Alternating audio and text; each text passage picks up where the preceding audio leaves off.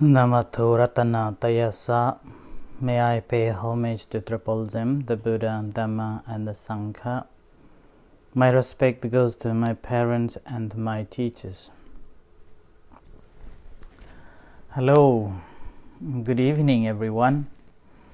So today is 16th of Sunday 16th August 2020. So this is Ajahn Sujan from Murapunya Meditation Center, Aberdeen, Scotland. Hi Manish, Margaret, Yvonne, David, Karina, and everyone. Colin as well. So today is a Sunday. It's another day. This is the time that to reflect, because this is now half of during the Vasa time. So it's already half went away during the Vasa time, which was started in July, early July, and only half left, so a month and a half left for the end of the Vasa. Time flies so quick, and within this month and a half we will have to no sound. Okay, why? I think it's not from my side, Colin, it's your side. It's full on.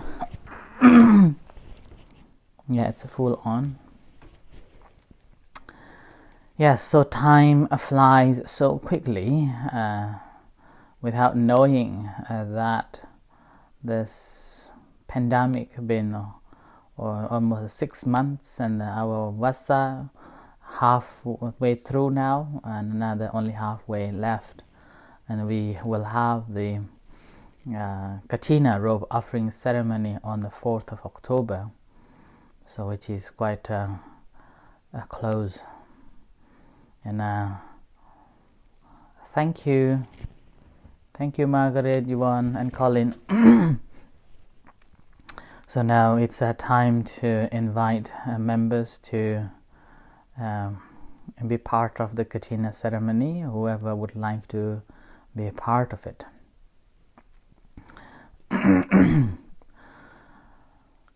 Right, so today again I am going to continue from the yesterday's or a few days of a topic on the right speech, which is the Samma Vacha, the third factors of the Eightfold Noble Path.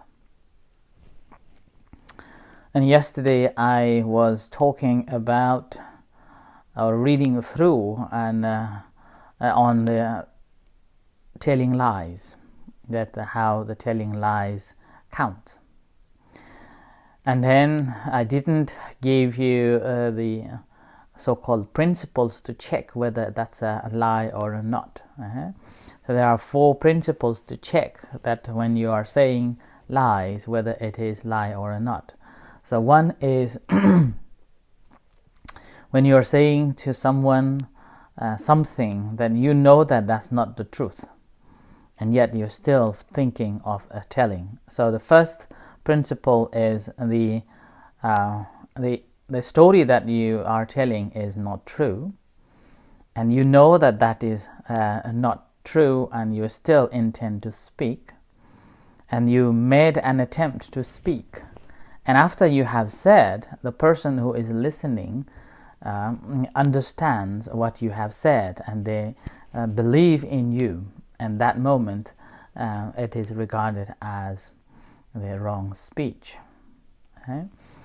And yesterday, someone texted me saying that, what about the white lies? Okay?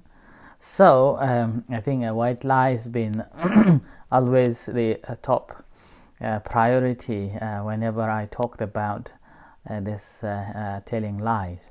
everyone would like to know what is a white lie and what happens if I say white lie.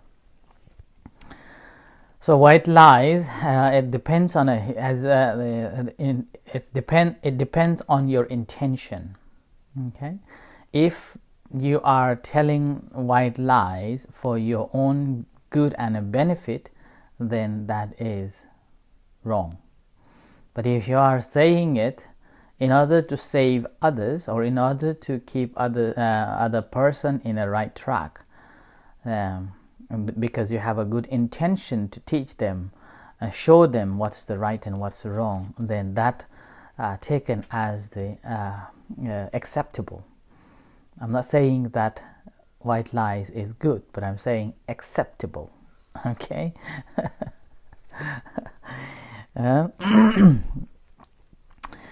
And in terms of these white lies, we can see from the doctor's perspective, we hear a lot when we talk to the doctors.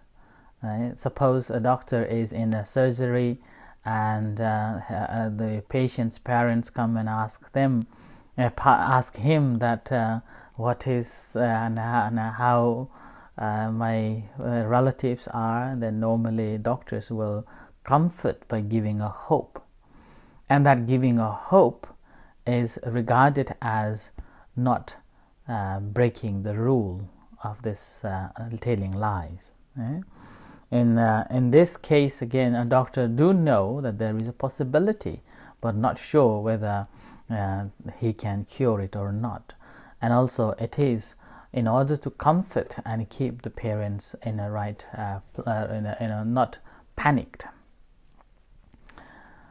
So this is called a white lie that saves many, and then that is the intention of the doctor is to keep everyone, in a not panicked and composed.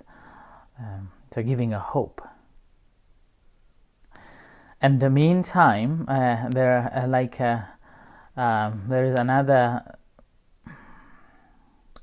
was a story. Right? There was a story that one executor, and this is from the scripture, there was a story that one executor was working and executing people almost every week. And after he retired, he felt guilty, and he was feeling like, I've been killing so much, and he was feeling guilty. And in that guilty, somehow one day when Venerable Sariputta, the right hand side of the Buddha, was on alms around, so collecting alms in the early morning, and it happened that Venerable Sariputta arrived in So Venerable Sariputta arrived at the door, and then this executor wanted to offer. So he came out from the house and prepared something to offer. But when he was giving a dana to the monk, the Venerable Sariputta, at that time his mind was troubled and his mind was not concentrated. His mind, Sariputta was able to detect his mental state, and Sariputta basically he asked the executor that what is bothering you. And with that, first executor was very surprised that Venerable Sariputta know what's going on in his mind, and then he simply said that, well, I was an executor, and then I have executed so many people in the past.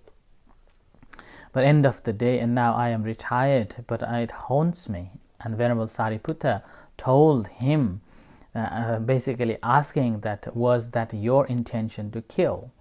And then he said, no. And with that, then why do you think of that you're guilty? That you're not guilty of that action that you have did. You simply did because of your job. And with that, again, Venerable Sariputta was simply giving a comfort and giving a hope. And when the Sariputta told him that whatever he had done in the past was not his intention, and he did shake off his job, then what happened was that his mind simply, he lifted his burden. That's like the sutta said that it's like a massive mountain taken out of his shoulder. And with that release from that burden, this executor was able to contemplate and listen the Dhamma, and later he was he was able to develop, and later he became an arahat. Yeah? So that's it's called a skillful way of maneuvering this executor towards the right path. So this is also known as a white lie. So in this basis, we can see that if your intention is to tell something which is based on the truth but not a full, and you're saying that good, it's leading someone to be liberated. Right? Similarly, there is another beautiful story that I really like it, and I normally tell it whenever someone invites me for the house blessings. Yeah? And that is the story from the Buddha that when Buddha was returning to the Kapilavastu, and he was staying in the Kapilavastu, and that time when Buddha's step brother Nanda was about to get married, and when he was about to get married, and the family built a house and palace, so Buddha was invited for this house blessings. And after the blessing ended and eating lunch finished, Buddha let the Prince Nanda hold his bowl, so Buddha's bowl. And he was very happy to hold the bowl, and then hoping that Buddha will take the bowl back once they left the palace gate. But Buddha didn't take this bowl back from the Nanda. And as the Nanda left the palace gate, he looked at his wife-to-be in a form like a wife is, please return back soon. For kind of like that. And then Buddha just walked and walked. So Nanda also followed. And by the time when they arrived at the temple, Nanda simply thought that Buddha will take it back by the end of the palace door and then the city door, but he didn't until arrived in the temple. And by the time when they arrived in the temple, Buddha simply asked the Nanda that, don't you want to be a monk? So the Nanda, out of shame or out of not able to say no in front of so many other monks, he said, okay. So he became a monk. But since he became a monk, his mind was constantly thinking of his wife-to-be at the palace. Yeah? And he couldn't meditate, he couldn't sleep, and he was just simply thinking of his wife-to-be. Later, people just began to think about it, that he is not able to meditate, he is not able to practice meditation, and simply he's always thinking of his wife-to-be. And then later Buddha realized his mental state, and Buddha said, okay, Nanda, I will take you a tour. So Buddha, with his magical power, take the Nanda to the tour. So this is again the story. Story is a story, anything can happen. Okay, some can be true and some cannot be true, and some can be very difficult to comprehend, but this is the story. Okay? And then now this story happens that the Buddha took the Nanda to the heavenly tour. Okay? Who would like to join the heavenly tour?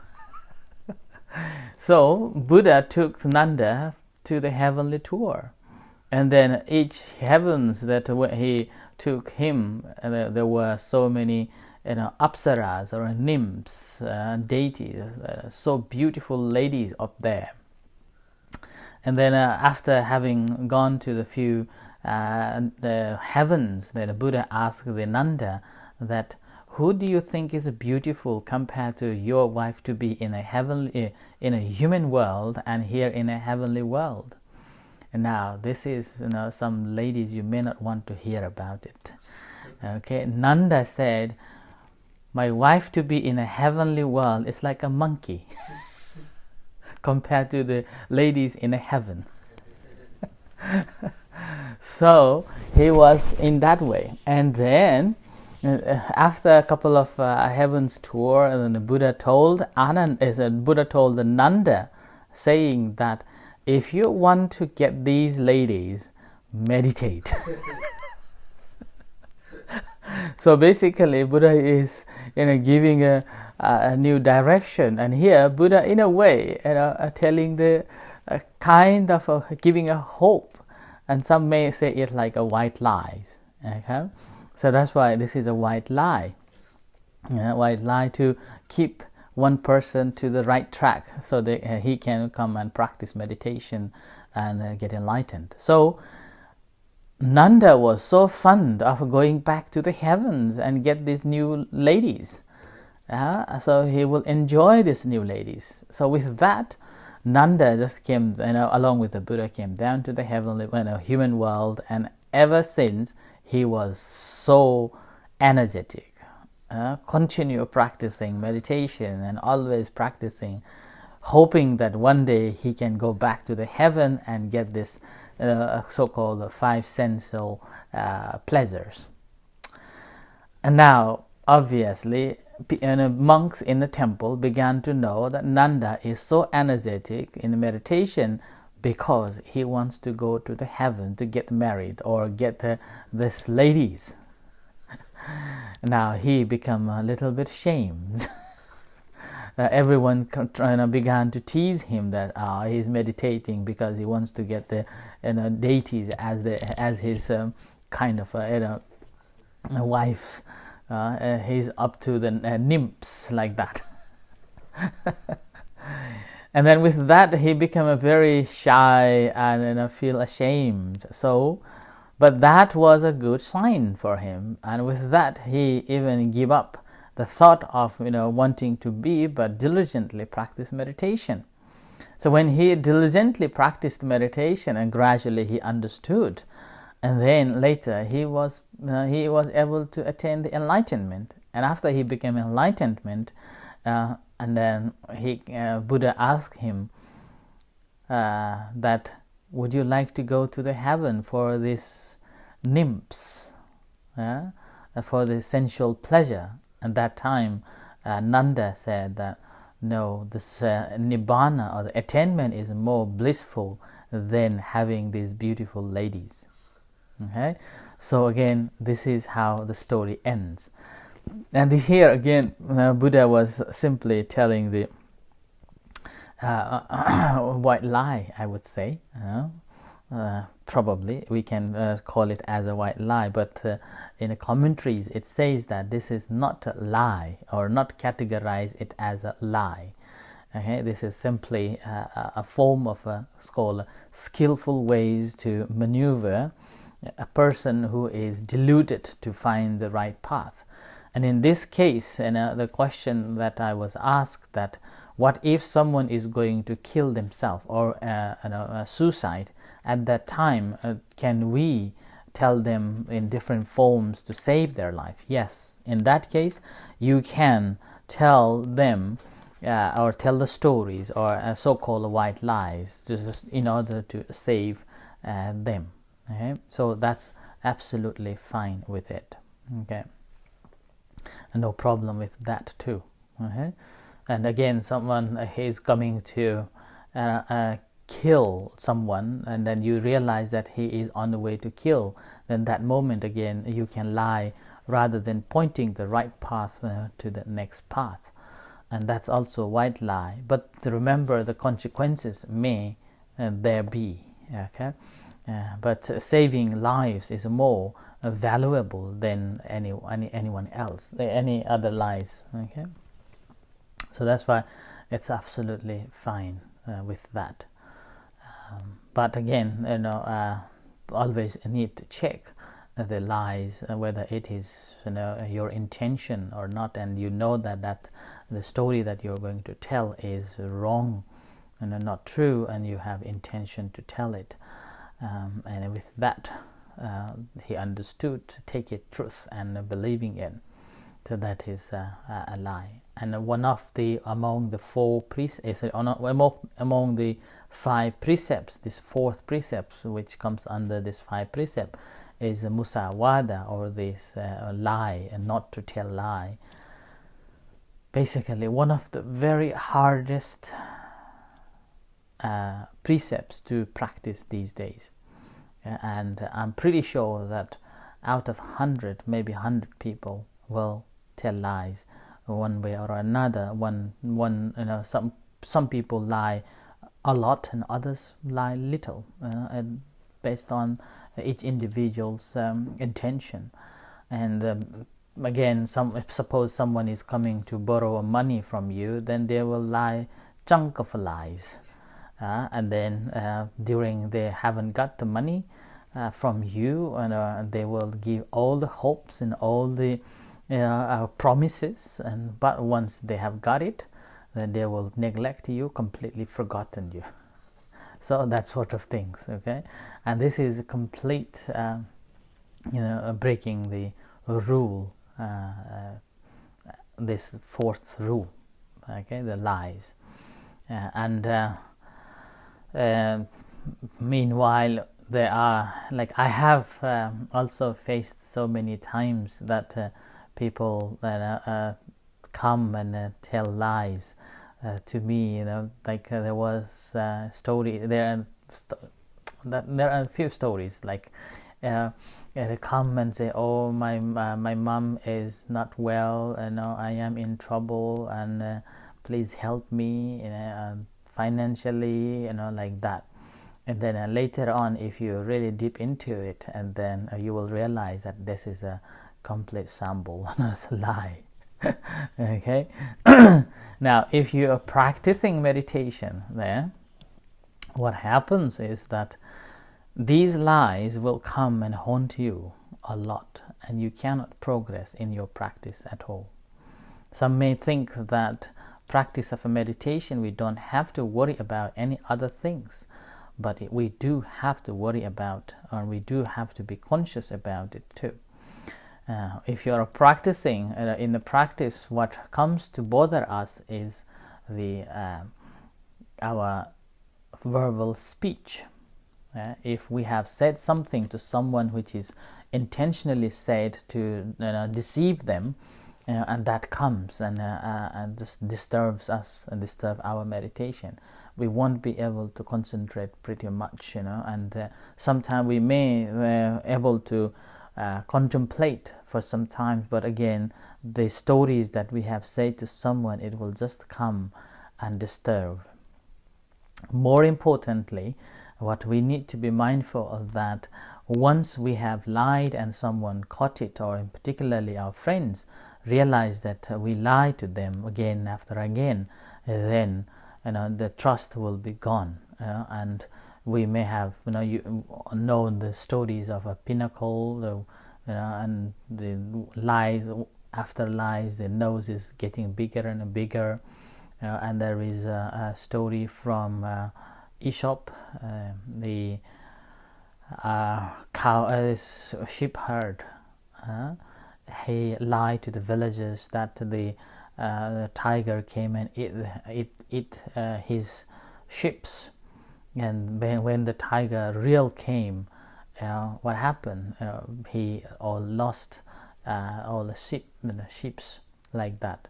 So the consequences is quite a lot in terms of in a worldly living, not only for the meditation practice, but also in general. We lose the harmony within ourselves and lost the trust.